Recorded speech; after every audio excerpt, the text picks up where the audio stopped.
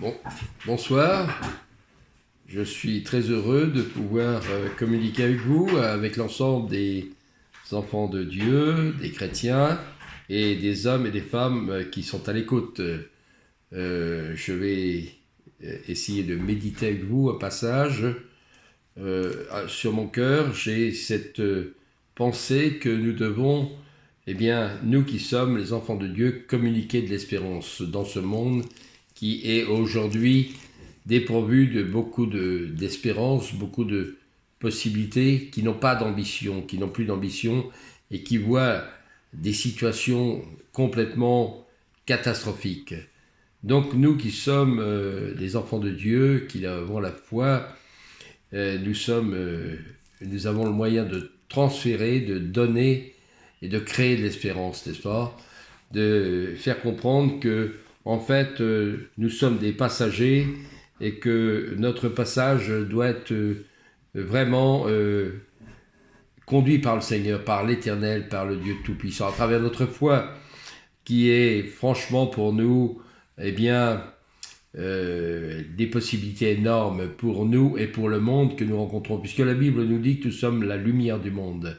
Nous sommes des lumières et que la lumière n'est pas faite pour être mise sous le boisseau, mais pour être mise en évidence, en valeur, n'est-ce pas?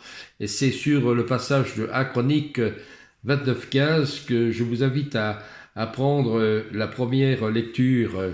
Nous n'irons pas très loin aujourd'hui parce que le temps passe très vite et nous devons occuper au maximum pour transmettre ce que nous avons à transmettre à travers la parole de Dieu. Nous sommes, à travers ce passage, verset 15, nous sommes devant toi des émigrés, des résidents temporaires, comme tous nos pères, tous nos jours sur la terre sont comme l'ombre, et il n'y a pas d'espérance. Seigneur, notre Dieu, c'est dans ta main que vient toute cette abondance que nous avons préparée afin de bâtir une maison pour toi, pour ton nom sacré.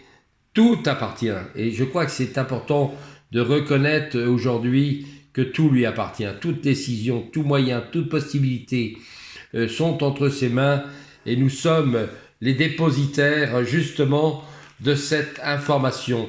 De pouvoir dire, oui Seigneur, nous avons des possibilités, mais tout appartient, toute décision t'appartient et nous sommes tes enfants. Nous devons être à ton écoute, Seigneur. Ce matin ou cet après-midi, nous sommes réellement sensibilisés par la situation dans laquelle nous sommes placés, dans laquelle nous vivons, notre environnement, nos amis, ceux qui nous rencontrent, qui nous croisent, qu'on soit pour eux une source d'information, une source de joie, un moyen de transmettre quelque chose de bon, d'intéressant et de constructif. Seigneur, c'est notre ambition, c'est que tu nous donnes des forces et que tu nous donnes des idées, que tu nous donnes les moyens de répondre, les moyens d'expliquer notre foi, pourquoi nous croyons, pourquoi nous sommes persuadés que tu es là autour de nous à chaque instant de chaque minute. Chaque instant, nous pourrons te parler, nous pourrons te communiquer, nous pourrons communiquer avec toi. Et c'est cette communication qui permet que nous ayons cette joie, ce dynamisme, cette paix, Seigneur.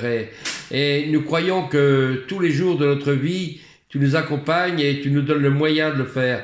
Gloire te soit rendue. Et c'est pourquoi je vous inviterai à voir dans Michée chapitre 7, verset 7, qui nous dit « Quant à moi, je guetterai le Seigneur. J'attendrai de Dieu, le Dieu de mon salut. Mon Dieu m'entendra. » Voilà, c'est une certitude. C'est quelque chose d'affirmatif, c'est une réalité.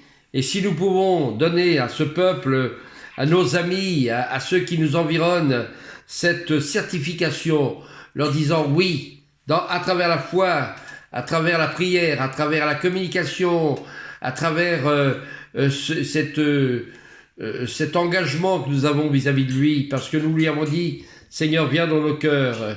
Nous avons donné cette permission qu'il vienne pénétrer dans nos cœurs. Nous lui avons donné la permission de nous habiter, de nous investir complètement par son Saint-Esprit, par l'action de son Saint-Esprit, parce que sa présence est merveilleuse. Et quand nous avons donné cet accès au Seigneur d'habiter dans notre cœur, eh bien, nous avons ce cœur enflammé, ce cœur rempli de joie, ce cœur qui se tranquillise dans ce monde compliqué, dans ce monde difficile, dans ce monde inquiet, dans la société qui nous crée des problèmes, des incertitudes, qui nous décourage même. Quand j'entends les gens qui sont découragés, qui sont sur le bord peut-être de supprimer leur vie, voilà, parce qu'il n'y a plus d'envie, il n'y a plus d'espérance. Et notre témoignage, la communication que nous devons donner, c'est cette pensée de dire, eh bien, croyez, ayez la certitude d'obtenir de la part de Dieu, de Jésus, de l'action de l'Esprit, eh bien, un changement de vie, une nouvelle orientation. Donc, la seule possibilité, la possibilité qui est, c'est de dire, viens dans mon cœur, Seigneur.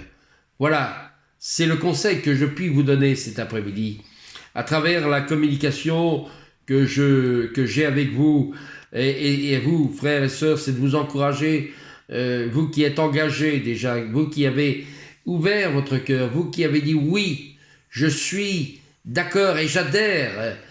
Ça n'est pas le problème, c'est que voyez-vous, nous n'avons plus la possibilité de nous rencontrer dans nos lieux de culte, dans nos lieux de réunion, et il est évident qu'il y a des fois on se sent seul, vraiment tout seul, dépourvu peut-être un peu découragé aussi en tant qu'enfant de Dieu, en tant que chrétien, en tant que personne engagée. Eh bien, peut-être que les circonstances de la vie actuelle, en tant que chrétien, nous sont un peu difficiles à vivre, un peu compliquées, et on a l'impression d'être seul. Je comprends très bien que quelqu'un qui habite dans son appartement, dans sa maison, et qui est tout seul, s'il n'a pas l'ambition de rentrer dans un temps de prière, dans un temps de communication, s'il n'a pas cette ambition de penser peut-être passer aussi par un moment de ne pas manger, de supprimer la nourriture et de bénéficier de ce temps de prière, laisser du temps pour la prière et pour la communication. Voilà, je crois que c'est important que nous qui sommes loin, peut-être, qui sommes séparés, puissent vous dire, eh bien, frère, sœur, tiens-toi dans la prière, tiens-toi dans l'adoration, tiens-toi dans la communication, et puis passe par cette période peut-être de supprimer la nourriture, de passer plus de temps dans la prière, dans l'adoration. Voilà, je crois que c'est un temps qui est réservé pour communiquer avec le Seigneur, parce que le fait de parler, de communiquer avec lui, c'est une occasion d'avoir de la joie, d'avoir de la paix, franchement, de rentrer dans la plénitude. Souvent je le dis parce que c'est une chose qui m'arrive, je parle au Seigneur, je lui parle, c'est la prière, parler, c'est comme si je parlais à l'ami, c'est comme si je l'avais tout près de moi, n'est-ce pas? C'est très important, et ça fait partie de la foi. Je crois qu'on a besoin de réaliser que nous avons des moments où nous devons communiquer avec le Seigneur, et vraiment de partager avec lui ces moments de communion fraternelle, de communion spirituelle, d'être encouragés par son Saint-Esprit. Et le Seigneur nous bénit tous les jours, jour après jour, dans notre engagement et par rapport à notre sincérité aussi. Nous avons besoin de rester véritablement sincères avec le Seigneur, et lui donner notre cœur, fidèlement notre vie, transmettre, lui donner notre possibilité, nos possibilités personnelles, d'abandonner notre cœur entre ses mains. Voilà, nous avons besoin de nous abandonner complètement. Parce que souvent, quand nous sommes dans des milieux chrétiens, dans les réunions générales, où il y a beaucoup de participants, eh bien, nous n'avons pas toujours la possibilité de nous abandonner complètement. C'est vrai, nous sommes conditionnés. Et là, le Seigneur, dans cette période où nous sommes plus individuels, je crois que c'est très intéressant de pouvoir le dire. Eh bien, Seigneur, nous te remercions parce que si même nous avons des périodes plus difficiles, plus compliquées, nous savons que tu es là, tu es avec nous. C'est pourquoi nous voulons nous réjouir dans ta présence, Seigneur, parce que tu es celui qui nous donne vraiment la bénédiction et la joie, la paix, chaque jour, à chaque instant de chaque minute. Voilà, c'est pourquoi je vous encourage et je m'encourage par la même occasion parce que ça me permet de réaliser que sans la foi, sans la communion et sans cette participation personnelle, je ne peux pas aller plus loin. C'est pourquoi aujourd'hui j'ai vraiment le plaisir de pouvoir partager ce moment particulier avec vous et ce moment de prière, ce moment de communion où le Seigneur veut vous bénir. Parce que là, vous allez recevoir vraiment la bénédiction de Dieu dans ce moment de communion et de prière. Voilà, j'ai perdu ma fiche. Je cherche un petit peu différentes choses, voilà, pour m'orienter dans la parole de Dieu. Sur le sujet que je voulais développer avec vous, précisément, et je vous invite dans 1 Pierre au chapitre 1er, verset 21.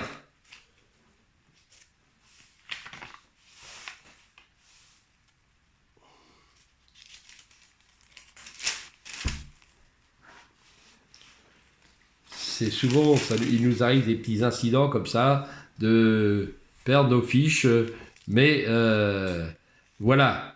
Et au verset 21, il nous est dit, dans 1 Pierre, qui par lui mettez votre foi en Dieu, celui qui l'a réveillé d'entre les morts et lui a donné la gloire, de sorte que votre foi et votre espérance sont en Dieu. De sorte que votre foi et votre espérance sont en Dieu, comme vous êtes purifiés par l'obéissance à la vérité, à une affectation éternelle, sans hypocrisie, aimez-vous les uns les autres avec ferveur d'un cœur pur. Je crois que le terme est juste, de sorte que votre foi et votre espérance sont en Dieu. Elles ne sont pas dans les choses de la terre, dans votre portefeuille, dans votre compte bancaire, parce que, voyez-vous, aujourd'hui, on est en train de nous dire que nous allons peut-être avoir des problèmes économiques, une dévaluation, un manque de travail. Qu'est-ce qui crée la crainte dans le cœur des hommes et des femmes d'aujourd'hui? C'est évidemment la crainte de ne pas avoir de travail, de ne pas avoir suffisamment de nourriture pour nos enfants, pour leur donner le plaisir de participer à ces fêtes de Noël qui arrivent maintenant, d'avoir toute la liberté pour le faire, d'avoir l'argent nécessaire pour obtenir les cadeaux, etc. Nous entendons, quand la radio, la télévision nous est donné de l'écouter, de la voir, eh bien, nous entendons les gens qui sont inquiets de leur avenir, des jours qui vont découler. Qu'est-ce qu'on va faire? Qu'est-ce qui va se passer? Eh bien, ayez cette espérance en Dieu, parce que lui vous donnera la sécurité, l'assurance dans tous les domaines. Je crois que si vous avez la possibilité, dans ce jour, d'apporter votre cœur au Seigneur, d'ouvrir votre cœur, vous en tant que chrétien engagé qui avez la connaissance, mais vous qui n'avez pas cette connaissance et qui, peut-être par accident, vous tombez sur cet encouragement, cette méditation, eh bien vous puissiez comprendre que vous avez la possibilité, là où vous êtes, dans la situation du jour et de la minute, de pouvoir dire « Oui Seigneur, je crois » ou « Si je te demande quelque chose maintenant, je pense que tu peux me répondre, je crois que tu peux me répondre. » Et si vous faites cette démarche volontaire, eh bien vous allez avoir une réponse qui va vous être donnée instantanément parce que le Seigneur, l'Éternel, le Dieu Tout-Puissant, Yahvé, on peut l'appeler de différentes manières, de différentes façons, mais de savoir que Dieu est Tout-Puissant et que Jésus, son Fils, et le Saint-Esprit sont des intermédiaires qui sont là pour vous répondre et toucher votre cœur, sensibiliser votre cœur, être véritablement interpellé par sa puissance. Je vous invite à voir dans Psaume, parce que j'ai quelques lectures, étant donné que le temps est très réduit quand même, nous devons aller assez vite, essayer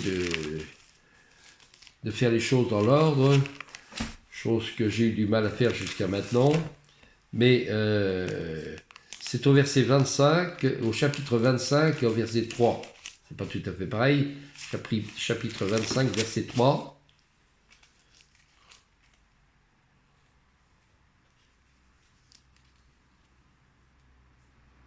Aucun de ceux qui t'espèrent n'aura honte, ils auront honte de ceux qui sans raison sont des traîtres. Ceux qui sans raison ne veulent absolument pas te rencontrer, ne veulent pas te demander quelque chose ou t'ouvrir leur cœur, voilà. Eh bien, ils sont considérés comme traîtres, et le chapitre verset 4 nous dit, le Seigneur, fais-moi connaître tes chemins. Fais-moi connaître tes chemins. Apprends-moi tes voies. Vous voyez, c'est une prière, c'est-à-dire que si vous n'avez pas d'idée immédiate à transmettre dans la prière, c'est de pouvoir dire, après cet abandon ou cette demande ou cette ouverture de cœur, vous puissiez dire, eh bien, Seigneur, fais-moi connaître. Aujourd'hui, ma prière, c'est de te demander de me faire connaître, d'une part, ta présence, de me faire connaître ton action, ton onction, parce que personnellement, je t'ouvre mon cœur et je te dis, oui, Seigneur, je ne te connaissais pas jusqu'à aujourd'hui. Je n'avais même pas l'intention de te parler, je n'avais pas l'intention de communiquer avec toi, mais à travers la pensée qui m'a été donnée par notre frère au biais de la radio ou au biais de cette information transmise par les messages qui sont donnés par les moyens du jour, eh bien, j'ai réalisé que je devais rentrer en communication avec toi. J'ai réalisé que je devais te parler. Et je devais te parler dans un but tout à fait simple et accessible à la part de tout le monde, de te dire oui Seigneur, j'accepte de croire et j'accepte de penser que tu vas agir dans ma vie, que tu vas me donner des possibilités, tu vas me donner des moyens, tu vas me permettre de réagir à ces difficultés du moment et du monde, de la société. Je crois que pour moi c'est indispensable de réagir. Merci Seigneur, parce que je réalise à l'instant que cette communication me fait du bien personnel et me donne une certaine joie, une certaine liberté. Et je crois que c'est important de réaliser aujourd'hui que notre engagement personnel nous ouvre énormément de portes et nous permet d'aller plus loin dans notre vie. Si j'ai encore le temps de prendre Éphésiens, parce que c'est dans Éphésiens, je conclurai sur ce passage, Éphésiens, chapitre 12, chapitre 1er, versets 12, 13 et 14. Chapitre 1er, versets 12, 13 et 14. Donc c'est Éphésiens qui nous intéresse, qui nous permettra de conclure sur ce passage. Ce passage nous dit « à célébrer sa gloire ». Nous qui d'avance avons mis notre espérance dans le Christ. En lui, vous aussi, après avoir entendu la parole de la vérité, de la bonne nouvelle, de votre salut, en lui, vous êtes venus à la foi et vous avez été scellés de l'Esprit Saint qui avait été promis et qui constitue les arts de notre héritage pour la rédemption de tout ce qu'il s'est acquis afin de célébrer sa gloire. Amen. En lui, nous, vous aussi, après avoir entendu la parole de la vérité, la bonne nouvelle de votre salut, en lui, vous êtes venus à la foi et vous avez été scellés de l'Esprit Saint qui vous a été promis. Alléluia. Je crois que c'est une part, une riche part qui vous est accordée cet après-midi, suite à votre demande, à l'ouverture de votre cœur. Et vous, frères et sœurs qui connaissez la parole de Dieu, vous êtes bien, encouragés dans votre foi, vous êtes encouragés dans votre engagement, vous êtes engagés dans votre persévérance. Voilà, parce que votre persévérance, c'est votre réussite, c'est l'obstention de votre vie spirituelle sur cette terre. Parce que nous sommes des passagers et il est évident que voilà, notre passage peut être très long comme il peut être très court, mais souvent, nous les hommes et les femmes de ce siècle présent, nous sommes très intéressés encore à nos situations terrestres, à nos situations du moment, à notre réussite. Il est vrai qu'aujourd'hui, tout est remis en question par ces circonstances de virus qui nous arrêtent dans notre ambition, dans nos ambitions personnelles. Et nous nous remettons en question et nous pouvons dire, écoutez, la plus grande richesse que j'ai pu avoir dans ma vie, c'est d'avoir rencontré Jésus et de lui avoir dit, oui, je t'accepte. Et j'ai maintenant la certitude dans mon cœur que je suis sauvé pour l'éternité. Gloire te soit rendue, Seigneur. Et c'est maintenant, je vais vous intéresser à quelques minutes de prière et nous conclurons sur cette communication par ces quelques mots. Voilà, j'espère que ça a été pour vous quelque chose d'intéressant et d'encourageant, que ce moment a été constructif. Que Dieu soit loué. Merci Seigneur pour ces instants que nous avons pu passer ensemble, cette communication de ta parole, de ce que Seigneur tu nous donnes à travers la Bible, ta parole, Seigneur, la carte routière de tous les chrétiens, de tous tes enfants qui sont instruits par cette parole, qui sont encouragés par cette parole, qui sont dirigés par cette parole et qui nous permet d'attendre, Seigneur, ta victoire dans nos vies et d'atteindre à notre objectif personnel. Gloire te soit rendue. Soyez bénis, soyez encouragés, soyez réjouis dans ces jours qui suivent et que vous puissiez dire demain à vos amis, à vos connaissances personnelles, que vous êtes engagés et que vous avez une foi nouvelle. Votre vie a vraiment un objectif personnel. Gloire te soit rendue. Merci Seigneur. Amen. Soyez bénis et à bientôt.